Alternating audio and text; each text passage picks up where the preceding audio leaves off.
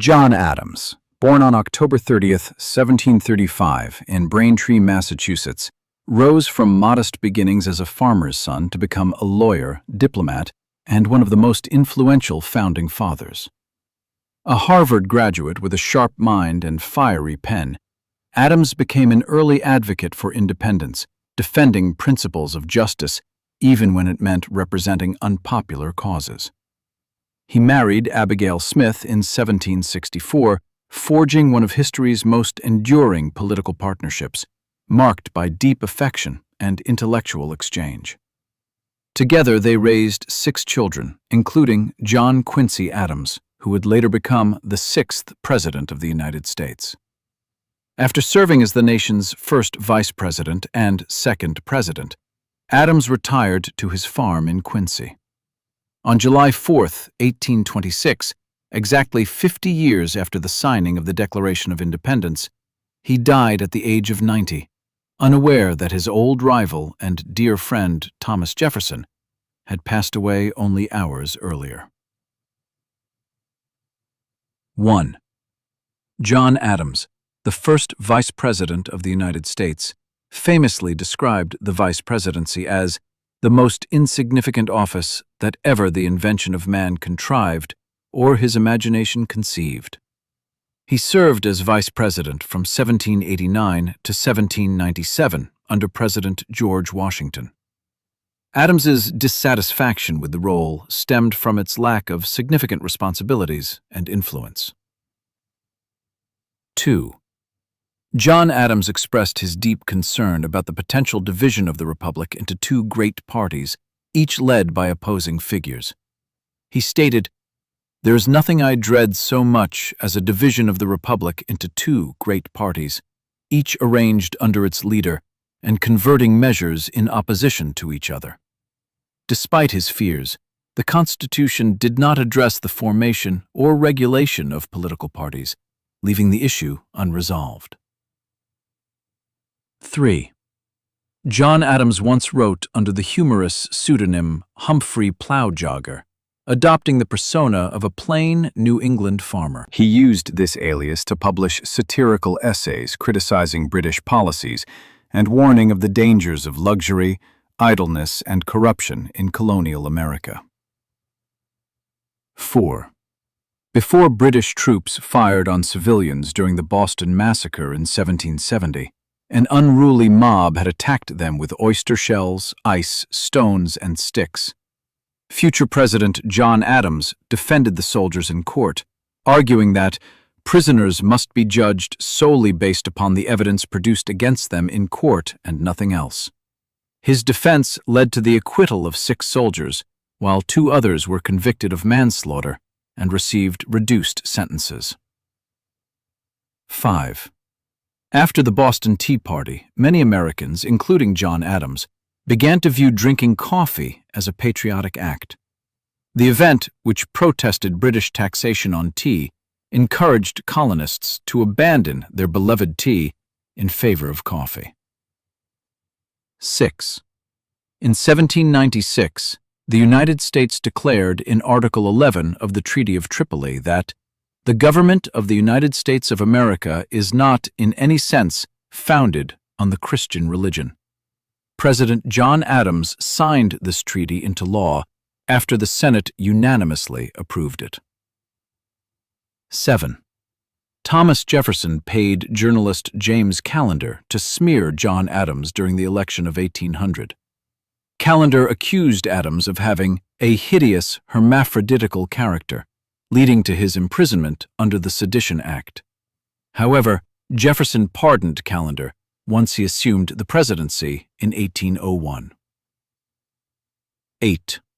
The 13 colonies legally separated from Great Britain on July 2, 1776. John Adams, future president, wrote, "The 2nd day of July, 1776, will be the most memorable epoch in the history of America." Nevertheless, Congress did not agree on the language and sign the Declaration of Independence until July 4th. Consequently, Adams often declined invitations to July 4th celebrations, believing July 2nd was the correct date to honor American independence. 9. Politicians mocked John Adams by nicknaming him his rotundity, after he suggested that the president should have a royal-like title. Adams proposed titles such as His Majesty the President and His Highness the President of the United States of America and Protector of the Rights of the same. This suggestion was met with ridicule. 10. In 1782, the Netherlands loaned $2.5 million to John Adams, who was serving as the American ambassador to the Netherlands. This loan aimed to stabilize the United States following its War of Independence. In today's terms, this amount would be equivalent to approximately $150 billion. 11. John Adams believed that while independence and a free government seemed appealing in theory, they posed significant challenges in practice. He worried that in every assembly, members might gain influence through noise rather than sense, and through meanness rather than greatness. Additionally, he feared that ignorance would triumph over learning and that narrow-mindedness would prevail over expansive thinking. 12.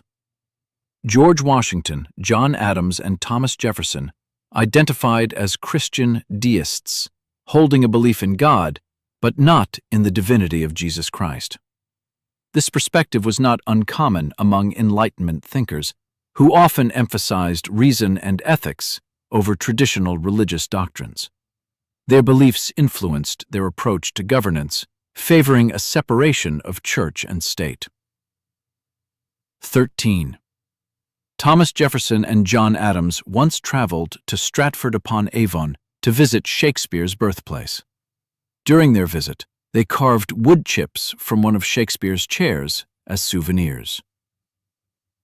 14. Before Washington, D.C. became the capital of the United States, both George Washington and John Adams resided in the President's House in Philadelphia during their presidencies. Unfortunately, confusion about its historical significance led to its accidental demolition in 1951. A public toilet was later constructed on the site, erasing a piece of early American history. 15. President John Adams had a dog named Satan during his time in the White House. 16. During a diplomatic trip, Ben Franklin and John Adams shared a bed and spent hours bickering over whether to keep the window open or closed. 17. Among the first 12 U.S. presidents, 10 were slave owners. The exceptions were John Adams and his son, John Quincy Adams, who both opposed slavery. 18. Martha Washington lived in a plantation called the White House, owned by her first husband, John Custis. The actual White House, completed and first occupied by President John Adams, gained its iconic name when Teddy Roosevelt officially designated it as such. 19. George Washington, John Adams, and Thomas Jefferson brought their personal book collections to the White House and removed them at the end of their terms. It wasn't until 1850 that Millard and Abigail Fillmore established the first official White House library. 20. Before World War I, the United States adhered to an anti-interventionist policy regarding foreign affairs. President John Adams famously stated, "She, America, does not go abroad in search of monsters to destroy." 21. John Adams is considered the father of the American Navy, having established it during the Quasi-War, an undeclared conflict between the United States and post-revolutionary France. Despite his strong belief in peace and neutrality, Adams recognized that America needed the capability to defend itself to achieve these goals. 22. In 1798, the Fifth U.S. Congress, under President John Adams, mandated health insurance for privately employed sailors. They achieved this by passing the Act for the Relief of Sick and Disabled Seamen, which also established the Marine Hospital Service, a government-operated, socialized healthcare system. This legislation marked an early effort to provide organized medical care for American workers. 23. The Sherman copy of the Declaration of Independence suggests that John Adams may have copied an original document from someone with the initials T.P., possibly indicating Thomas Paine's involvement in drafting the Declaration.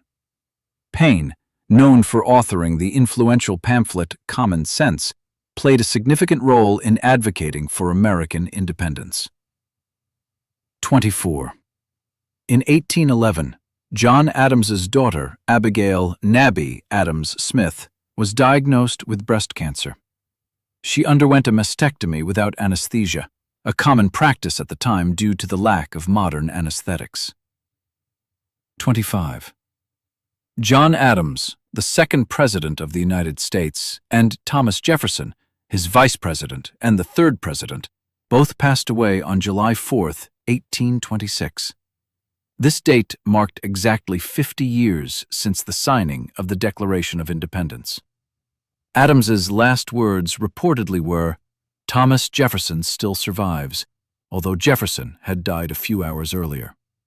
Over 49 years, Adams and Jefferson exchanged 329 letters, paused their correspondence for a decade due to political differences, and resumed with 158 more exchanges between 1812 and July 4, 1826.